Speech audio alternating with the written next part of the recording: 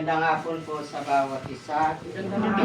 Dito po sa napakahabang binasa ng Kuya Tupe ay ito po kasi ay isa sa mensahe ng mahal na ina. Na kung saan nasabi, kakalat daw po yung salot ni Inang. Ano po yung salot na ito? Salot ng mga sakit.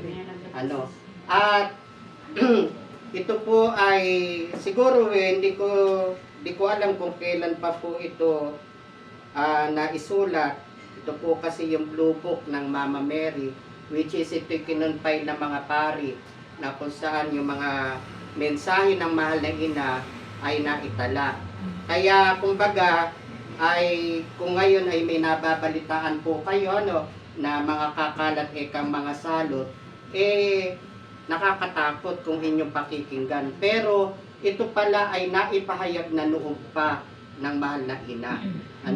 Kaya kumbaga dito ay may mensahe ang mahal na ina, sabi dahil doon sa salot na ito, ang salot na ito ay magdudulot daw ng sakit.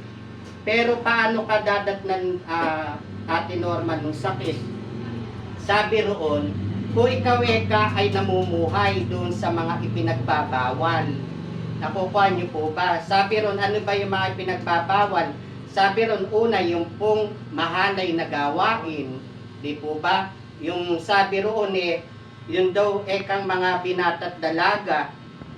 Kung pwede, kung hindi pa daw kasal, wag daw gagawa ng mahalay na gampanin. Alam niyo na siguro yun. Yung mga tawag ng laman. Pero sa ngayon, Ninang, malaya ang mga kabataan. Di po ba? Kaya kumbaga yung sakit dumadapo dahil doon sa kahalayan, doon sa na kung saan ay ipinagbabawal nga niya na kung hindi naman kayo talaga mag-asawa, wag naman ninyong abusuhin yung katawan ninyo doon sa mga bagay na tawag ng laman. Ngayon, kalat na to. Kaya nga sabi, saan ba ito nangyayari? Kaya sabi dito ng mahal na ina, hanggat maaari kayong mga kabataan, iwasan nyo pumunta sa mga sinihan, iwasan nyo sa mga disco. Bakit? Kasi doon nagkakakilala, doon nagkakatagpo-tagpo. Doon sa disco, may mga inuman, may mga, sabi nga rito, isa pa sa dahilan nung ikaw mapuksa ng salot or ng sakit, dahil ikaw nagdrodroga, hindi po ba? Dahil ikaw nandoon sa ano pa mga bisyo, yung mga pinagbabawal na gamot. Kaya pagka iyon dumapo na sa katawan mo at ginagawa mo, yung mga salot na ito, hindi malayo na ikaw datnan. Ngayon, sabi ron sa mensahe, kayo naman kang mga mag-asawang Kristiyano, ayan, meron din mensahe, wag daw natin isagawa yung nagiging pinagmumulan una ng tawag doon, yung abortion at kontrasesmo. Ano po yung kontrasesmo? Yung halimbawa, pinagbabawal ng gobyerno yung mga pagpa-family planning, ng pondo, yung mga ganon. Yun naman, ang inaano naman ng malang ina, kayo naman ay mag-asawa na at may basbas naman ng kasal, wag naman ninyong putulin yung pagmumula ng buhay. Kaya kumbaga equal naman yung sinasabi ng Mama Mary. Ano pa yung sabi rito? Sabi rito, mayroon daw kakalat na sakit. Ano yung sakit nito? Sabi ro sugat. Hindi ba? AIDS, sabing ganyan. AIDS. Bakit? Kasi nga, doon sa dala na ikaw kabataan, kung sino-sino siguro makakasama mo, sabi nga rito, ultimo kang homosexual, darating. Dumarating po ba? Dumarating. Hindi po ba nangyayari? Kaya nga ito ay patotoo ng mahal na ina na itong sinabi niya nito nagaganap. Nanatala sa libro. Kaya sabi rito, ano pa sabi rito? Ah, at sila'y humahantong sa pagbibigay katwiran at pagbibigay dangal sa mahalay na akto laban sa kalikasan at maging sa pagpapanukala ng batas na ipinapantay ang homosexual sa pakikipit sa kasal. Tingnan mo, ngayon ang gusto ay ipasa yung same sex. May soji, ano? Soji No, bill. ano? Soji bill. O, soji bill. Ano ba yung soji bill? Yung kung pwede lalaki sa lalaki maikasal, babae sa babae maikasal. O, sabi rito, gusto nila igawa ng batas. Bakit? Para sa ganon ay Malay. legal. Sa ibang bansa po, legal na po ito. Kaya kung kakalat man itong salot na ito, ang sabi, dahil doon sa kanilang mahalay na gawain. Ano pa, sabi ron, bukod doon sa mga sugat-sugat, tumor. Di ba? Tumor. Yung mga cancer, yung mga, sabi rito, mga walang gamot na maibibigay. Kaya, kumbaga, doon pagka ito'y dumadako na, malaan ninyo, iyon ay dahilan, hindi parusa, kundi iyon ay dahilan doon sa mga kalikasan ng tao, doon sa kaligayahan nila nung sila ay malakas. Kaya ito, hindi parusa ang sakit. Katotohanan, ang sakit ay nangyayari sa tao dahil doon sa unang-una pag-abuso mo doon sa katawan mo. No ikaw ay malakas, no ikaw ay may pera, no ikaw ay may hanap buhay, no ikaw ay wala, kumbaga, easy-easy sa buhay mo. Talaga sabi nga, pagka ikaw ay nagkakasakit na ninang, naku kasi eka'y sinisingil na eka, yan. Kasi nga, inabuso yung katawan. Kaya, pagka inaabuso mo itong katawan na ito, para yan sa sakyan. Kahit ano yung pagpapagamot mo, halimbawa, ako ito naman yung kasasakyan ko, ibebenta ko na. Bakit? Napakarami ko na ekang ginastos hindi eka talaga mapaayos. Ayun. Ganon din ang katawan natin. Gastusan mo man yan ng gastusan sa doktor, sa gamot, para lang din yung isang sasakyan na walang kagamutan. Bakit? Kasi nga kaya iyan dinaranas natin na, kasama ko, inabuso natin yung katawan na ito. Inabuso natin. Paano ba inabuso? Oras ng kain, ayaw mong kumain. Oras ng tulog, ayaw mong matulog. Diba? Inabuso natin yung tipo na, lalo ngayon, yung mga kabataan, ang laki ng oras sa mga cellphone. Napapabayaan nyo sigmura. Kaya pagka sumasakit ang tiyan, sumasakit ang, kasi ulcer ang pinaka, tapos kakain ng napakarami, bawal na bawal, doon sa taong gutom na gutom. Kaya kumbaga, anumang yung sakit na dinaranas natin, sinasabi ngayon ng Holy Spirit, iyan ay hindi dahil sa parusa sa inyo, kundi iyan ay dahil doon sa kaabusuhan nung kayo ay malalakas, yung kayo ay walang, kumbaga sabi nga sa unang Korinto tayo, mag-ingat kayo, sapagkat akala ninyo kayo nakatayo, baka bigla kayong bumuwan. Ano ibig sabihin nun? Lalo yung mga lalaki, halika pare doon sa amin, inuman tayo, ako bahala, kasi malalakas ang tita. Nung siningin, nagkasakit, nasa upuan na lang, iiyak na lang, aalalahanin yung asan yung mga kaibigan ko na dati ko kasama, yung mga kainuman ko nung dati ko kasama, hala na. Bakit? Alam nyo, pag ikaw ay may pera, marami kang kaibigan. Pero pag ikaw ay wala na, tandaan nyo, pakatandaan nyo, kaya lagi sinasabi ni Mama Mary, bago nyo mahalin ang iba, mahalin nyo muna ang pamilya nyo. Dahil ang huling tutulong sa inyo, walang iba kundi pamilya nyo. Tandaan nyo po yan. Hindi kaibigan, hindi kung sino pa man.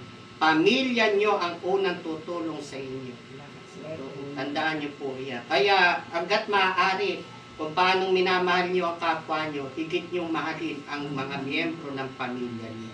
Dahil walang ibang tutulong sa inyo sa oras ng pangailangan nyo, kundi ang mga miyembro ng inyong mga pamilya. Kaya ano pa sabi rito ni Mama Mary?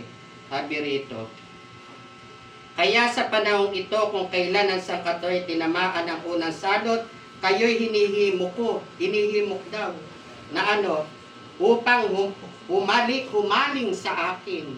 Ayan, humaling, ibig sabihin pakamahalin natin ang Mama Mary. Bakit? Totohanan po ito. Ako po kahit ganito, kahit ako po may asawa na, ang una kong lalambingin pag ako'y may nararamdaman, walang iba ang nanay ko. Totohanan po yan. Kahit na meron na akong kalakasan bilang tao, ang una kong tatakbuhan, walang iba ang nanay ko. Tandaan niyo po yan. At iyan ang sinasabi ni Mama Mary. Pag dumarating kayo doon sa mga bibigat na mga karamdaman at pagsubok, huwag niyo bibitwan si Mama Mary. Tumawag kayo sa kanya. Kaya hanggat maaari yung mga altahan nyo, baka kung sino-sino mga santo, nandyan, wala ang Mama Mary. Tandaan nyo, walang kwenta ang isang tahanan pag wala ang isang ina. Tandaan nyo po yan. Walang kwenta ang buhay natin kung wala ang isang ina. Kaya kung may ibang mga reliyon, I'm sorry to say that, kung itinatakwil nyo ang Mama Mary, parang hindi kayo nagmula sa sinapupunan ng isang babae. Ibig mo itatakwil sa relihiyon ng isang Maria, siya ang pinagmumulan. Siya ang pinagmulan ng lahat ng relihiyon. Hindi po ba? Kaya sabi rito, mahaling daw tayo, mahaling.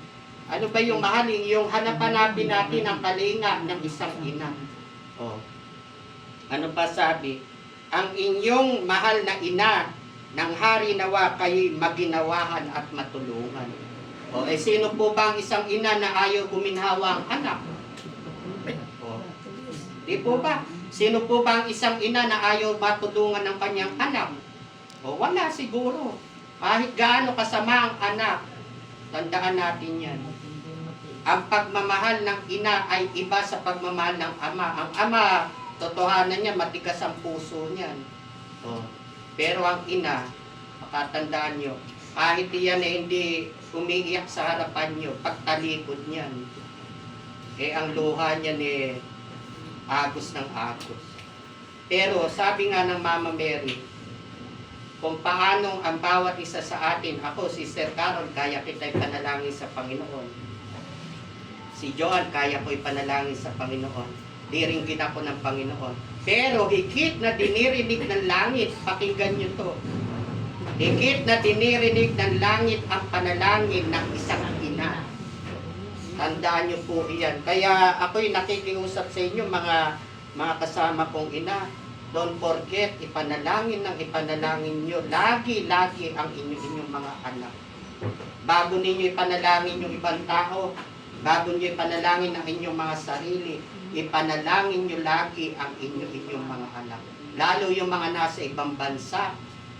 Ako nga, kasama ko pa nanay ko, minsan nangangailangan pa ako, tumatakbo pa ako sa kanya. Paano yung mga anak nyo na nasa abroad? Pagka nagkakasakit, meron ba, nanay, ako po giniginaw, pumutan mo nga po ako. Nanay, kulang ako ng gamot, bili mo nga po ako roon sa, wala po. Kaya pwede ba? Ipag-pray nyo po lagi ang mga anak nyo.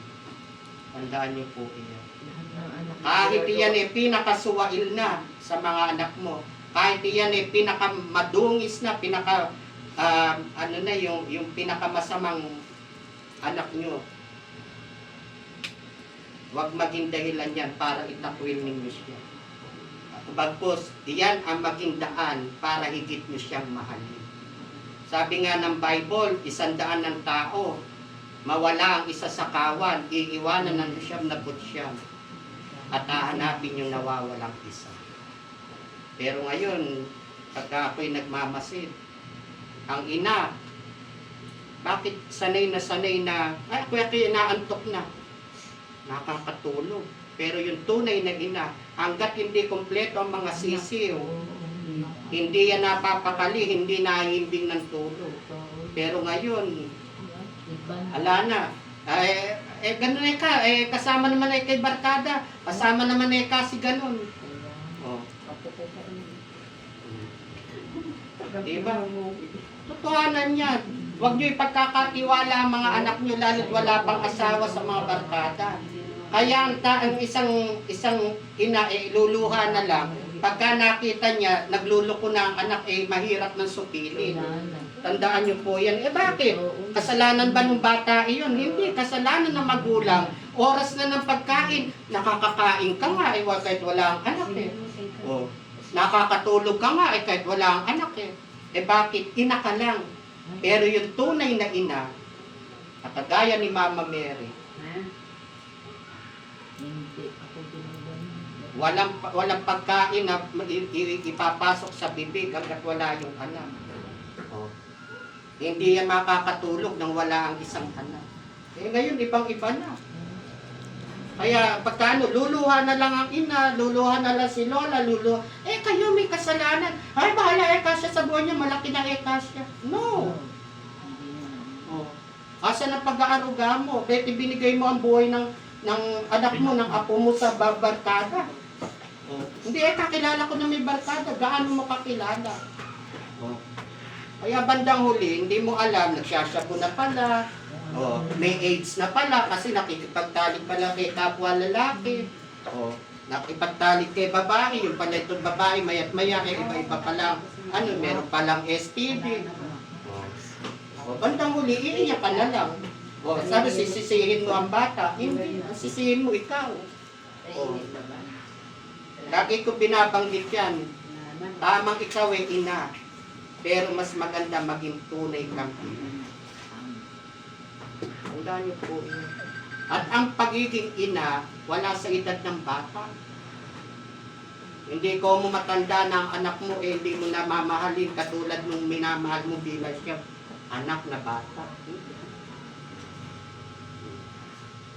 Kaya ito ang paalala ni Mama Mary. Darating ang mga salot at mga sakit.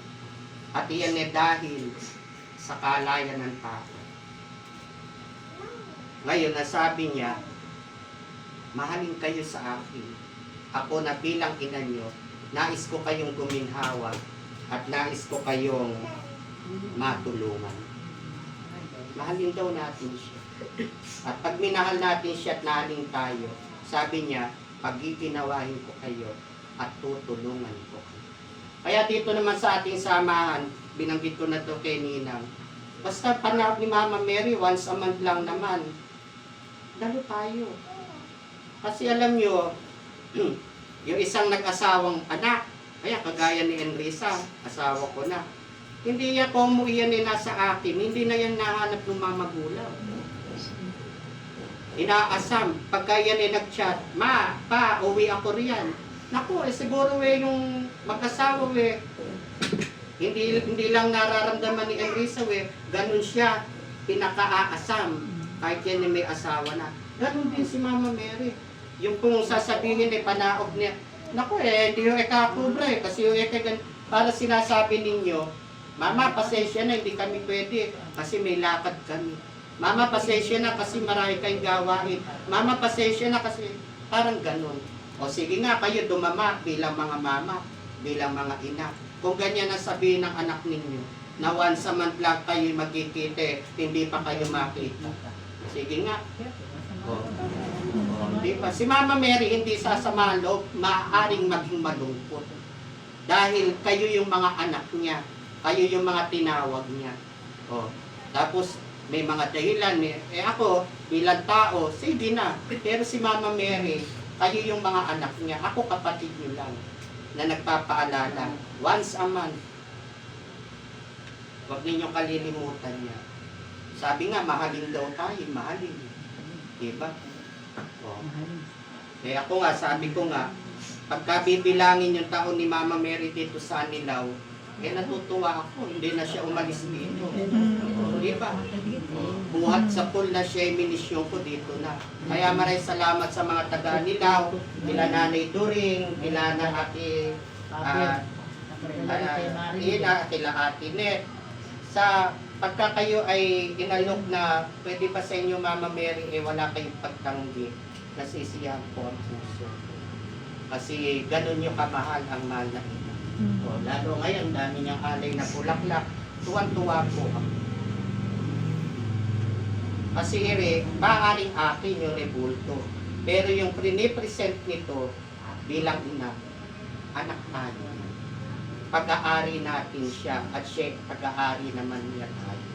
Kaya, mahalin ninyo si Mama Mary. Kagaya niya, wala na po yung pinagmulan nito, si Nanay Baby. Salamat sa Panginoon dahil isa ako sa pinagkatiwalaan ng imahin na ito.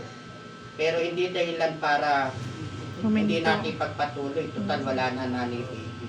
Kundi, kaya tayo tinuruan ni Nanay Baby nung nabubuhay.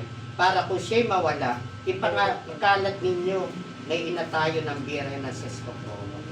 Yan. Kaya, yan ang pakiusap ko sa inyo, pakiusap ni Mama Mary bilang mga anak, na sana ay bawat gawain makasama ko po kayo at higit kayong makasama ni Mama Mary. Yan. O. Ako gustong-gusto ko kayo every month nakikita, nakakasama.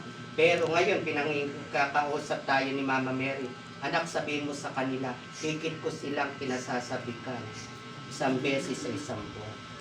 O, pinararating niya sa inyo. Yan trabaho, tandaan nyo, ulitin ko ang trabaho. Araw-araw yan, hindi yan mawawala. Tandaan nyo.